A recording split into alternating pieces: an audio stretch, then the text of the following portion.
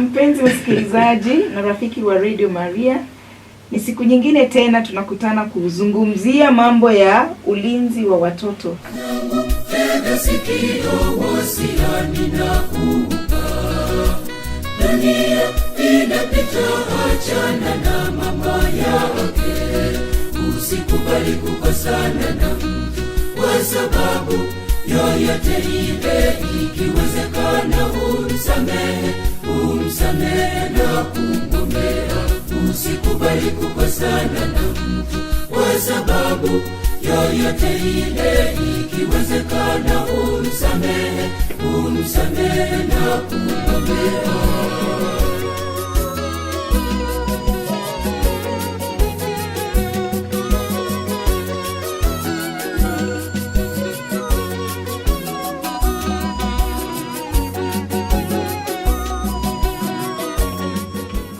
Kwa majina ni Nicholas Moyo Kwach kutoka Safeguarding Committee Utawala Parish.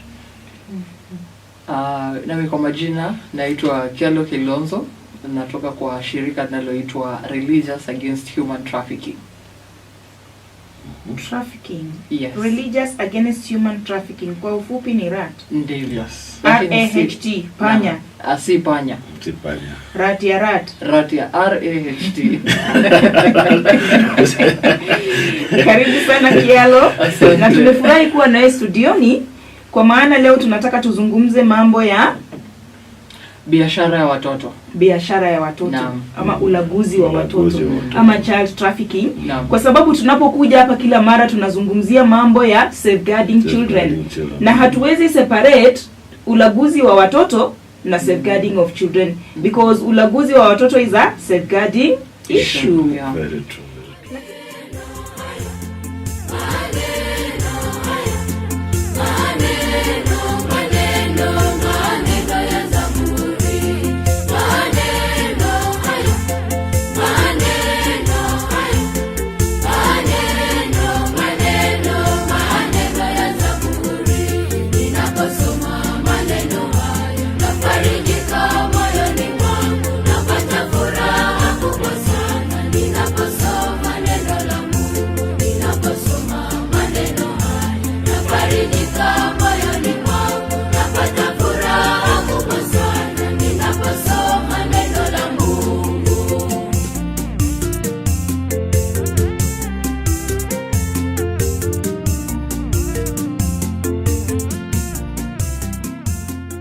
Wakati ambapo tunaangalia trafficking, trafficking inakuwa na dynamics nyingi sana, but there are two that are very common. Trafficking can be internal or external.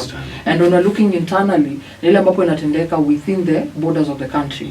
So inaweza kuwa from rural to rural area, kutoka kama kwa kina Nicholas. Tutakutumia leo bwana. Yes, okay. Kwa hiyo unakuta pengine kutoka kina Nicholas Kutoka Kisumu mpaka Homa Bay. Ama atoke hata kama kwetu Makueni unapeleka mahali kama Kitui. So it's within rural areas. Yes. Again inaweza kuwa from rural to urban areas. Pale ambapo anatoka Kisumu anakuja Nairobi. Anatoka Makueni anaenda Mombasa. And then there is now the urban to urban. Yeah? They're moving from now Nairobi to Mombasa, from Nairobi to Kisumu, or even now from urban to rural. You know, maisha saa zingine Nairobi inakuwa ngumu.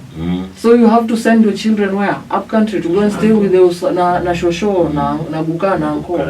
And in the process, because you want the best for them, so you umwachukua mwapeleka kule, you expect that they'll be treated well as children and grown children, but at the end of the day you find like, oh, this person did not mean to take care of my children. Alikuwa anataka tu mfanyikazi wa shamba, alikuwa anataka mtu ambaye atakuwa anasaidia kwenda kuvua, atakuwa anakaa huko kwa bahari, anavua samaki akileta mimi nauza.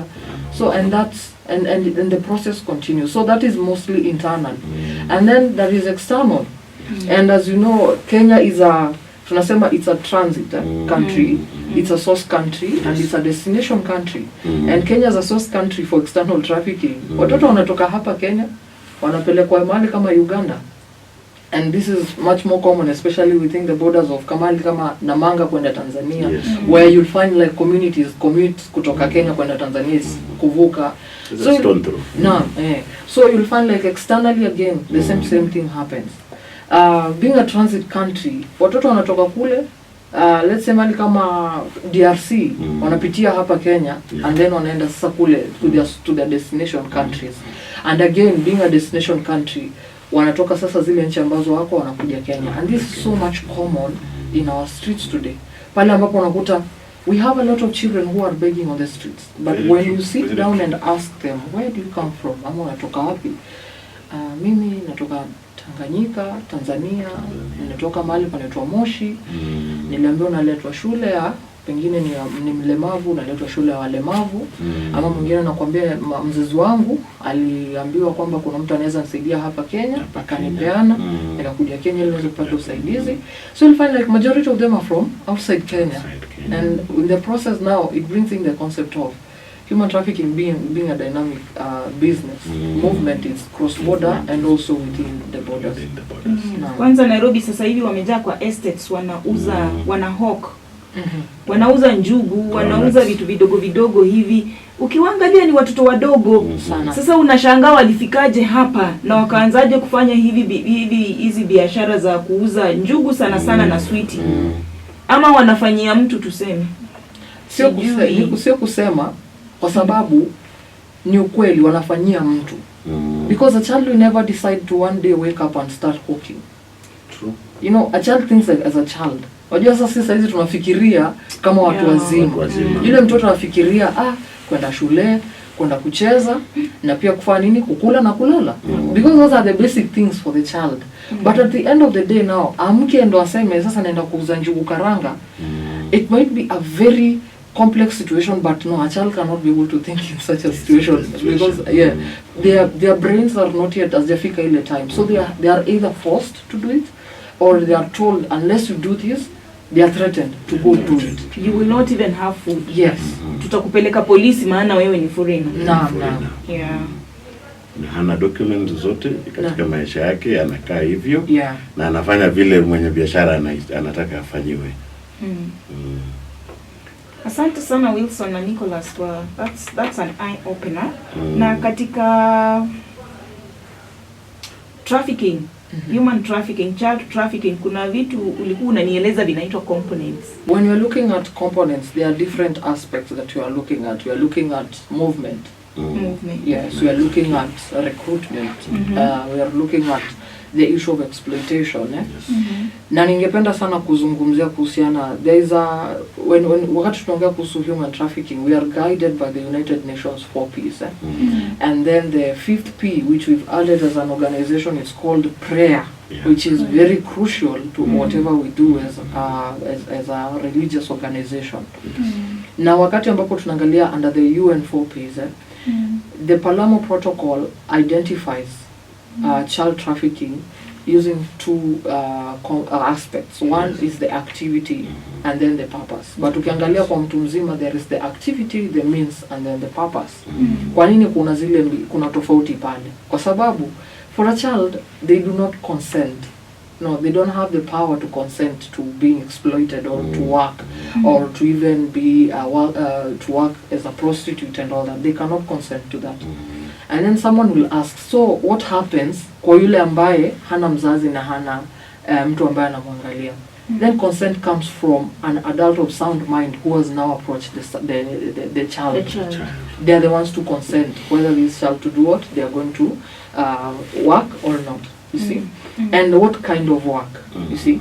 So when you're looking at children, the aspect of consent inatoa ile aspect of means, because means inaonyesha kwamba kuna njia ambayo ilitumika ili iweze kufanya nini, kuchukuliwa, especially kwa adults.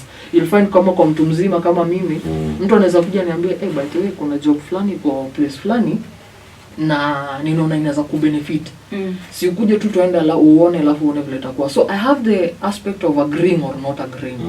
See? So that's the concept. But for a child, the who's to consent, the parent. You see? Is the parent or the guardian, the legal guardian is to consent for that. So we don't have that means for them. So when you're looking for children, the activity, recruitment, they'll be recruited, yes. They will be transferred, watakuwa transported, they'll be harbored, and then at the end we'll probably have the receipt of persons. Yes. And for what purpose now? the purpose of exploitation went off, either sexual exploitation, labor exploitation, organ removal and all that. So when you're looking at the components, one, as I was saying, tunaangalia first of all the aspect of consent. A child does not consent. And hiyo sasa kwanza ningependa kusisitiza sana kwa wale mzazi ambaye anasikiza saa hizi. Asiseme kwamba ati sasa juu mtoto ameshamea ndevu, ameanza kuzunguka kwa nyumba, amebreak voice, anaongea kama mtungi ile. Unajua kitambo tulikuwa kama kwa mtungi. Ati sasa ameshakuwa mtu mzima. No, they are still children. And whatever they do needs to come from you. You need to agree that they are going to do it. Again, when you're looking the aspect of consent, wakati mtoto ametoka kwa mikono yako kama mzazi na ukampeana kwa mikono ya mtu mwingine, you have agreed to shift now the consent from you to another person again, you see. So yes, you have to agree that whatever they're going to do, you have given permission. So the permission that now comes again, if something else comes in for that child, it comes again to the person that you've transferred to, the person. Yes. So you'll find there's a lot of things that now develop na zinaendelea kukua in that process.